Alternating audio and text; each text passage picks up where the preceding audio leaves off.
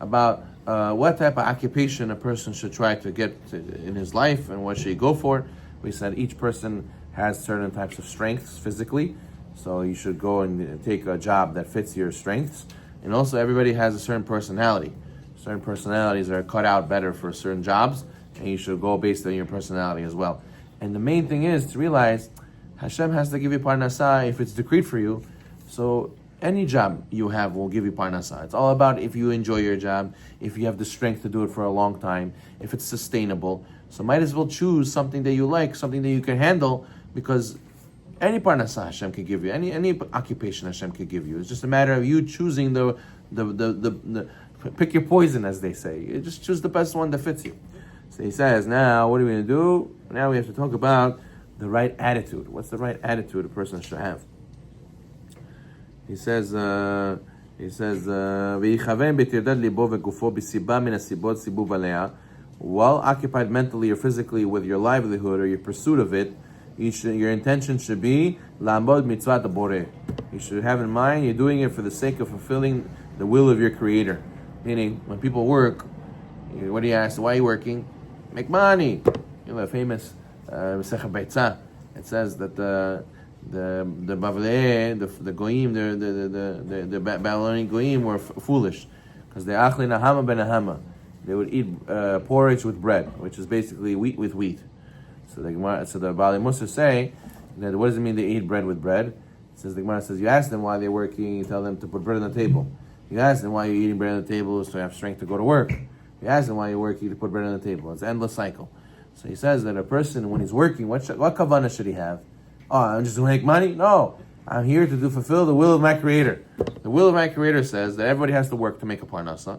So here I'm working to make a parnasa, to fulfill the will of my Creator. And he instructed man to engage in worldly means, earning a living, like charisha or ziyata, working the ground, plowing it, sowing it, putting seeds in it. As it says in Genesis, Hashem took man and placed him in Garden of Eden to work it and to guard it. So you see, Hashem told him, you got to work. You got to go to plow the field. And Hashem commanded man to use animals for his benefit, for sheep for wool, and horses for riding, and mizonav, and to eat animals as food, binyan medina, build up cities, achara mizonav, prepare food, to get married, have kids, and all of this he should have in mind to fulfill the will of Hashem. He says, and even if, regardless, ben shigamar lo yigamer lo chefzo, ben shelo yigamer lo chefzo, whether you accomplish your goal or not, you have to have in mind that everything is for the sake of Hashem's will. Hashem gives reward for going to these endeavors. As it says, when you eat the labor of your hands, you are praiseworthy and is well with you. You're praiseworthy for this, that you went to work. People say, comparing to Torah learning, work is not so great, but you should know it's also a mitzvah. It's also a mitzvah when you fulfill this, that you go to work. This is what it means, is Parkei Avot, and all your deeds shall be for the sake of heaven. Even doing mundane acts of working, you should have in mind that it's doing it for the will of Hashem. And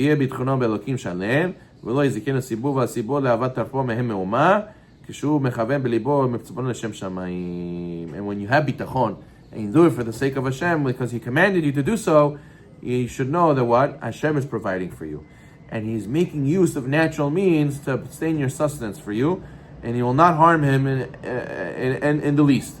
And what? Provided that you intend in your heart and your mind for the sake of heaven. You should know to remind yourself, a lot of times when you work, you see how your handiwork can make you think that you're making parnasa. You have to realize, I'm having in mind, I'm doing the will of Hashem, and Hashem is what gives my handiwork blessing, right? We say, before we do the mitzvah, right?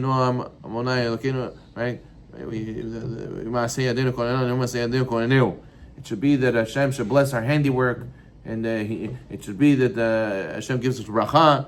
We have to remind ourselves before we do anything that Hashem is giving us blessing. Hashem is giving us the ability to do this, and not to forget and think, oh, I do. It's Hashem who's doing. We just put a ishtadlut. And also, you should know when you have this bitachon, nothing bad will happen to you. Also, for this that you're going to work, it will not harm him because of the trust you put in Hashem. He says, "V'al yichshav ki topo ma'amad al siba yudua v'shivtim la'sibayim v'melo yavo b'siba acheret." And a person has to remind himself that your livelihood does not hinge on any particular avenue, and not, and God forbid, if you're deprived of this avenue, then you will have no livelihood. No, don't think this is the only way you make parnasa. If you chaz v'shalom, you lose your job. Now, what's gonna be? What's gonna be? You know, there's a study they put out. How there's a tremendous amount of people that they're scared to leave their 9-to-5 job, even though they hate it. They hate their job. They were scared because what's going to be? How am I going to get parnasa? This is the only way to make parnasa. They think this is the only way parnasa. That's like Mitzrayim. It's like Egypt. They thought they can never leave. We're going to be slaves for the rest of time. It is what it is. No, person has to know, if you have bitachon in Hashem, you have to realize it's not only this job that can give you parnasa. Hashem can make you make money any way possible, and you have to believe in that. And sometimes, if you cannot continue doing this, so you leave that and you do something else. But at the end of the day, you realize it comes from Hashem. It doesn't come from the person. Sometimes people get excited. Oh, I'm going to work for this big company. I'm going to work for this big boss. I'm going to go to this famous school. I'm going to go and get this degree. It's going to make it's in the bag. I'm going to for sure make money. No, you have to realize you're putting your faith in people. It says that we read it every day in the Shaharit. Al tiftihu bin divim. Do not go and trust in the noblemen. So what? They're very big aristocrats and wealthy, and they have a brand name to themselves. Don't trust in them. Don't put your faith in man. Put your faith in Hashem. And therefore, rather, you should trust in Hashem regarding your livelihood. Because all the various avenues of making parnasah, they're all equal in Hashem's eyes. He can give you through any way He wants, whenever He wants, through whatever sequence of events He wants. People think, right? Look at COVID. Oh, COVID ruined everybody's job. A lot of people made money through COVID. A lot of people who were successful in COVID. Hashem could give anyway. The reason why this guy lost could be the reason why this guy won. So you never know why Hashem does what He does, and He could have any way possible to make you parnasah. As it says in the pasuk, "En la Hashem ma'atzor le'oshia baravo ma'at." Hashem, nothing prevents Hashem from saving, whether through many or through few. Ki hu noten lecha koach lasot chayo. It says in Nevarim, He's the one who gave you the strength for wealth. And it says in Zechariah, lo b'chayo lo b'choach kim ruchi amar Hashem tzevakot. Hashem says, not through the army, not through the strength, but through my spirit. Said Hashem, master of legions.